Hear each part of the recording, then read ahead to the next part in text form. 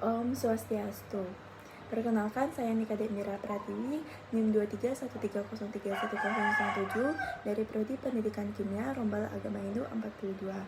Dalam video kali ini, saya akan menjelaskan tentang 12 hukum karma beserta contohnya.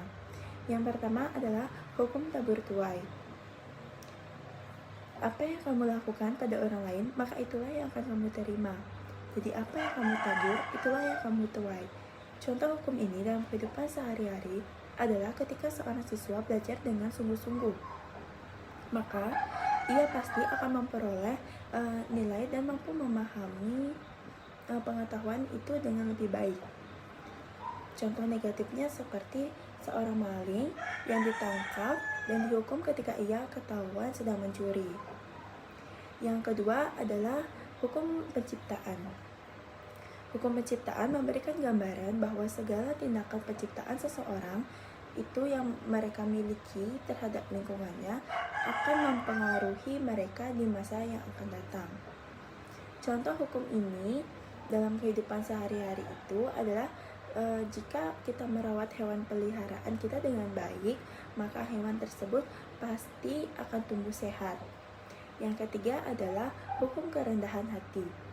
Hukum kerendahan hati itu memberikan gambaran bahwa seseorang yang rendah hati, tidak sombong dalam setiap tindakan dan perilakunya akan cenderung mengalami dampak yang lebih positif dalam kehidupannya.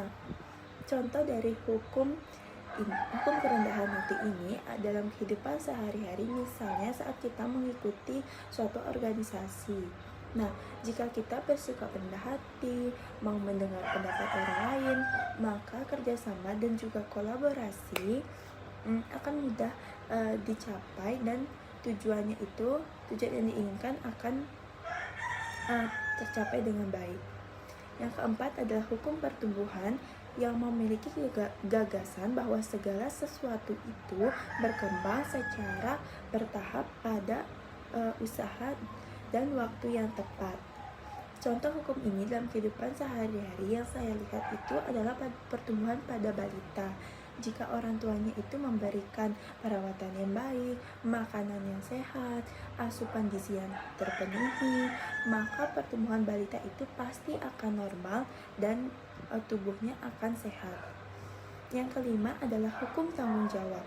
Hukum tanggung jawab memberikan gambaran tanggung jawab kita atas setiap tindakan yang kita lakukan, karena setiap tindakan yang dilakukan akan terdapat karma atau buahnya sendiri. Jadi contohnya dalam kehidupan sehari-hari, misalnya siswa yang diberikan tugas oleh gurunya, maka sebagai kewajibannya siswa tersebut harus mengerjakan tugas yang diberikan dengan baik, maka ia akan memperoleh nilai yang lebih baik dan juga pemahaman yang lebih baik juga tentunya. Yang keenam adalah hukum koneksi. Hukum koneksi ini memberikan gambaran segala tindakan yang kita miliki segala tindakan kita itu memiliki konsekuensi yang dapat mempengaruhi berbagai aspek kehidupan kita, yang berarti cara tindakan dan pengalaman kita itu saling terhubung dalam cara yang lebih kompleks. Contohnya ketika kita mengelola uang, misalnya menabung dan mengelola pengeluaran dengan bijak, maka ini dapat membantu keuangan kita menjadi lebih stabil, seperti itu. Hukum yang ketujuh itu ada hukum fokus. Intinya kita tidak dapat memikirkan dua hal pada saat yang bersamaan. Contohnya ketika kita fokus belajar, maka hasilnya pasti akan lebih baik ketimbang kita belajar sambil mendengarkan video atau melakukan hal-hal lainnya, seperti itu.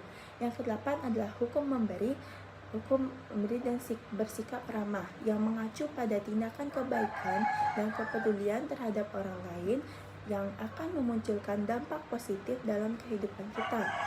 Contohnya ketika kita memberi dukungan dan bantuan kepada orang yang terkena bencana alam. Nah, suatu saat kita juga akan cenderung menerima atau bantuan dari mereka saat kita membutuhkannya, mungkin dengan cara yang berbeda.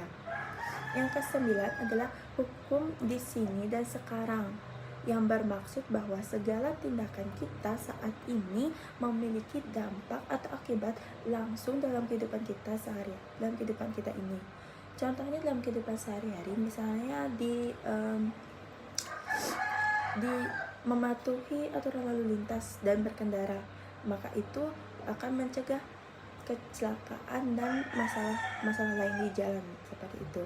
Yang ke-10 adalah hukum perubahan yang memiliki gagasan bahwa segala tindakan dan kegiatan kita saat ini menghasilkan perubahan dalam hidup kita di masa depan. Contohnya saat kita memperdalam keterampilan kita atau kemampuan kita yang kita miliki dalam menjahit misalnya seperti itu, maka dengan itu kita akan membuka peluang yang bagus bagi karir kita di masa depan. Misalnya kita bisa membuka garmen, kemudian membuka butik dan lain sebagainya. Yang ke-11 adalah hukum kesabaran dan imbalan yang mencerminkan konsep bahwa kesabaran atas tindakan untuk belajar dari pengalaman yang dapat memengaruhi hasil dan keberuntungan kita. Contohnya ketika kita bisa sabar mengendalikan emosi, maka tubuh kita akan tercipta kesehatan mental. Dan terakhir yang ke-12 adalah hukum signifikasi dan inspirasi yang merujuk pada gagasan bahwa tindakan kita, terutama ketika kita memberikan arti dan inspirasi kepada orang lain, maka itu semua akan memiliki dampak pada orang-orang di sekitar kita. Contohnya itu misalnya seorang guru itu mengajar dengan baik dan sabar, maka pasti siswanya akan terus termotivasi untuk belajar, ataupun siswanya bisa termotivasi juga untuk menjadi seorang guru. Jadi seperti itu. Jadi sekian pemaparan saya tentang 12 hukum karma beserta contoh-contohnya.